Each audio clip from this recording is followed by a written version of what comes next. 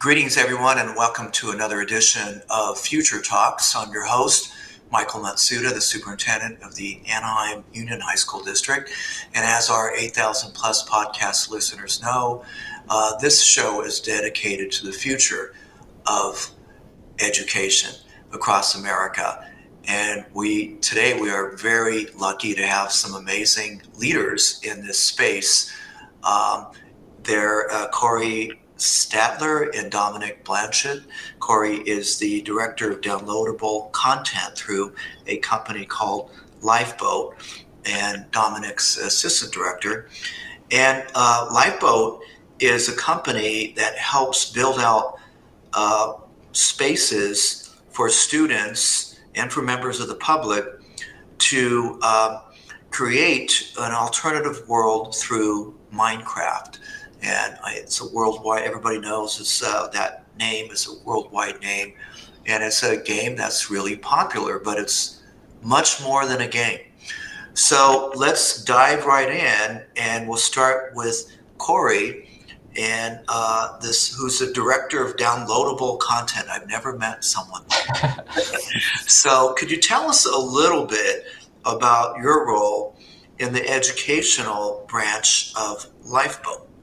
Sure. So director of downloadable content is just a fancy way of saying that I work with a team of developers, artists, and builders to bring Minecraft creations to life. And more specifically, it's relevant to this phone call is the education aspect of that. Of course, there is some like leisure. You can obviously we make some Minecraft worlds that we can sell and that kids play for fun. But Minecraft is a whole lot more than that. It can be used as a tool to teach, and that's specifically what our vision is. So I don't know if there's anything specific you'd like me to touch on, but I could certainly go pretty far. Like, for example, one of the projects we worked on that really got our attention, that got Microsoft's attention at Minecraft, was when we made Life in Washington. This was a project, my boss's name is Tadder. He took his daughter on a trip to Washington. This was through the school, had limited seats. Not every student could do this. And when he returned, he had a fire. Like, he really wanted to make sure every student had this opportunity. So he came back and talked to both Dominik and I, and he really wanted to make this happen. He wanted us to make a space where everyone could explore Washington and everyone got the same information he and his daughter did without having to spend the money to actually do it themselves. So this was right around the time of the height of the pandemic. Microsoft was very interested in working from home and students being engaged from home. And they were reaching out to all creators, not just us, but to all creators. What can we do to help those students who are at home, and how do we keep them engaged? And we were naturally working on this game, Washington, and this was a great opportunity. So we launched this Washington game right at the height, and it actually grew much greater than we actually thought it would. Like, we reached audiences that we never thought possible. I think the world was downloaded over 11 million times, and that caught Microsoft's attention. They really wanted to work together. What could we do next? Like, what other cities could we represent, or what other things could we do to use Minecraft as a platform to educate? So I know I'm rambling a little bit, but there's a whole lot more to this. Like, for example, language learning. We've also created some worlds where language learning is the focus. I'll use an example. One of our games is called Spanish 1. And in this game, you're in a physical space. It's not just looking at flashcards, you're reading text on screen. You're in a physical space where you're walking around and learning vocabulary words. Like, we do the simple things like numbers. We also do things like colors, furniture. You're exploring a house and you're hearing the words spoken to you. You're seeing the visual, and it's really engaging. And we did some focus grouping around that, and we discovered that when students are engaged in a three-dimensional space, there's this concept called a memory palace. I don't know if you've heard of that or not, but 3D spaces are great for memory. And the little focus group that we did, students were much greater at recalling and remembering the vocabulary words with the Minecraft So model. there are a lot of educational applications, I think. There are. Just a game. For us, I was telling you guys that lifeboat is a great metaphor because during the pandemic, we challenged our teachers to challenge the students to try to make sense of this. What does this mean for you? And the winning entry, and we have 27,000 students, where a group of kids created a short video, because remember everything's virtual, and it was called Brick by Brick. And it was this Minecraft world, this alternative world that they created, very aspirational because many of them are locked in their rooms and even closets and just dark places, isolated from each other. And they realized that, this pandemic also created an opportunity for them to make new friends across the country. And that won first place in our district, and it was also highlighted by the state of California. So this is an example of what we in education call street data. Street data are, issues and problems from the ground up, from the community. And I think the students themselves, knowing that Minecraft is so popular and such a way to deal with mental health and stress, that street data percolated up to a teacher, Jason Collar, at South Junior High, who went to his principal, and it went up the food chain all the way up to me to create the first elective class on Minecraft, the first one in the United States. And so that led to this connection, Dominik, to Lifeboat, when the ask was to create a alternative playground, our laboratory playground for students. Can you describe what that is in that process, Dominik? I'll start with you. Yeah, sure. We were able to get the privilege to work with Jason Collar and, of course, Michael Matsuda here, to be able to create a virtual environment for the students of the Anaheim School District to be able to bring their ideas to the community by building a virtual community inside Minecraft. And that was the original goal of it. But of course, there's so much more applications, as Cory had stated, with language learning and other things like that. Not saying that made it in there, but that sparked more ideas, obviously, working with somebody like Jason. So for our audience to understand, Cory, you guys have built every single one of our school sites in this Minecraft world. Could you explain to the audience what that means?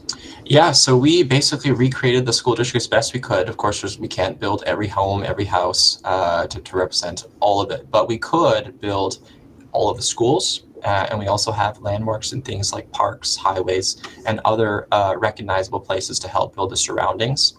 So we're really hoping that the main goal of this, why we did this at all, is we're really trying to give students the ability to make a difference in their communities. Obviously, when you're a student, it feels like, how could my efforts help? Minecraft really is the platform to give them a voice, give them a medium to share their ideas of how they can make their communities a better place. I'll give you one example so quickly, because Ponderosa Park, it's nearby south. They have a community center. Not all parks have a community center. Why not? The students can learn about the community center, how it helps in this community, go to another community, this park, well, I want to create some resources for the community over here. We also try to solve harsher topics, but it's definitely important. The housing crisis. We give them tools like, for example, shipping containers in Minecraft. In real life, you can use shipping containers to create some affordable housing. So we give them the tools. Here's real world problems. How can you solve them? So that was the vision of the game. I think this is going to be a very, very interesting joint project with you guys. And just so our audience knows, you guys are based in Minnesota, right? You're creating a school by school facsimile of through Minecraft, right? In this alternative world, challenging our kids to problem solve the local problems like housing or food insecurity. And the teachers are responding, right? They're creating opportunity. We call them performance task assessments. And the bigger picture for us, as you know, is to pull to redirect kids' interest in gaming and to potentially a career in game design. And our audience may or may not know, or they shouldn't be surprised, that game design is one of the top majors now at our top universities, including UC Irvine. Cory or Dominik, do you want to comment on what that means to have a pathway in game design grounded in Minecraft and esports? Yeah, Minecraft is, in my opinion, is like the stepping stone. It's like the beginning. So at least my background, I have a degree, a bachelor's in computer science. That's how I landed this job. Originally, I was wanting to work on the server, and there's other opportunities that led to where I am now. But I was interested. I'm a shiny example of this is what I wanted to do, and this is what I am doing. I always was passionate about gaming when I was young, and now I'm doing it for real, and it's paying my bills. I think that's pretty cool. But Minecraft is definitely the stepping stone of where you could start. Even at a young age, I was often building things in Minecraft, like simple things like mazes, and I wanted my sister to solve them. That got me started on thinking about world design and how other people would interact with the things that I created. And then that over time accumulated into a whole lot more. And now I'm working with developers, artists, builders, level designers, sound engineers, like all of it. It's all of these aspects. Many things go into making a Minecraft world. And of course, these skills are not only applicable to Minecraft. You can certainly translate these to other industries, even outside of gaming, like the sound design makes its way into television or movies and that sort of stuff, into post-production. The art obviously plays a role in many different industries, web design and things like that. Yeah, it's huge in terms of the jobs and careers that can come out of game design and esports. We're going to be launching, as you know, this month, the region's first game design pathway partnership with the private gaming company called Extron, UC Irvine, Fullerton College, and us, all the way down to the junior high level. So that's going to make big news, and I understand you guys are coming out to join us in that celebration. Yeah, we'll be there in about a week and a half, so that's really exciting for us as well. Yeah, that's awesome. Dominik, what, if you were to put yourself in a junior high shoes and you heard about this game design pathway, do you think what difference would it make to you and other young people?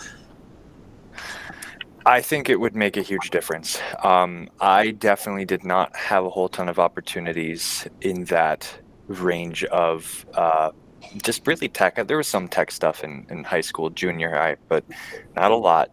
I think between high school and now, my life would have been a lot different if I had opportunities to pursue that were very evident, right? They were defined for me, of like, hey, this is a pathway for you to follow if you would like to be a developer for a video game company, right? If you want to make your own games, if you want to make art, 3D, 2D, whatever it is, this is something that's hugely inspiring, at least from somebody in the industry, to be able to bring these opportunities to students. What do you say to parents that might have concerns that Minecraft and gaming is addictive? I guess we get a tiny bit to that because I had parents that were like that. My parents really wanted me to focus on different aspects of my education, but even from a really young age, I probably would be in the category of semi-addicted to video games. I did play many hours of Minecraft. And my argument to that is you really do learn skills that translate outside of it. I do believe, and I'm still on this boat, that there are some games out there that kids maybe shouldn't be playing. But I don't think Minecraft is one of them, and I don't think majority of games are those. I think there's a lot of critical thinking skills that you gain from a creative game such as Parents are concerned about the social development of kids, right, of their own kids. Mhm. How would you respond to that question? Because a lot of parents don't know what gaming is. They just know their kids are in it all the time. Is there a social dimension to gaming into Minecraft? There can be. Minecraft inherently is a single game, a single player game by default, so you are playing alone in a world. But there are multiplayer aspects. You could join a server, you could join a friend and play with them. I actually think playing with other people and collaborating with other people is a great way to learn social skills. To be honest, I do think Minecraft attracts a certain audience. Myself is included. I am very introverted in real life. I don't interact with a lot of people on a daily basis, just because I like to relax when I'm done with work. But Minecraft gives me an outlet to do that, where I feel in a safe space, you know? So I think even Minecraft would help So encourage those I behaviors. think the way, going back to this virtual schools that you guys have created, because it'll be showcased. Yep. And I think that's going to amplify the social dimension, right? Mhm. Because kids are going to be proud of what they created. They're going to invite their parents in. They're going to invite others, right? I think that we're on the verge of maybe a new frontier in terms of that amplifying the social aspect of it. Dominik, you're nodding your head. What do you think about that? No, I actually think that that's really true. What Cory said, but of course, in all things, moderation and diversification in social aspects, right? It's obviously important for kids to get face-to-face interactions. We saw how it impacted them during COVID. That a full-on replacement of digital virtual communication is not the equivalent of a face-to-face communication, right? They don't get everything, but when done correctly and when supported by their loved ones in a healthy way, I think that these types of like video games, Minecraft in particular, there is a lot of good things that can come from kids playing with other people like themselves, so other kids like themselves, whether it's they're just on the other side of Anaheim or they're on the other side of the country. I personally, I get to learn about, like, as an adult, of course, I get to learn about many different things because I speak with people from Canada. I play games with people from Canada every now and again. We talk about politics, right? All that kind of stuff. But if I never was really introduced to that as a kid, I think I would probably be more closed off, because I wouldn't be searching for that information. But I get the opportunity to meet these people in a virtual environment, whether it's Minecraft or any other game, and I can't help but talk to them about what is your life like, what do you do up where you live in Canada, or right. So I get to be social in ways that I couldn't in a community of just, let's say, Minneapolis, Eden Prairie area, because that's where our office is based, right? It's I do have a quick comment about the using Minecraft as a medium. It's like digital clay. Kids feel confident in this environment.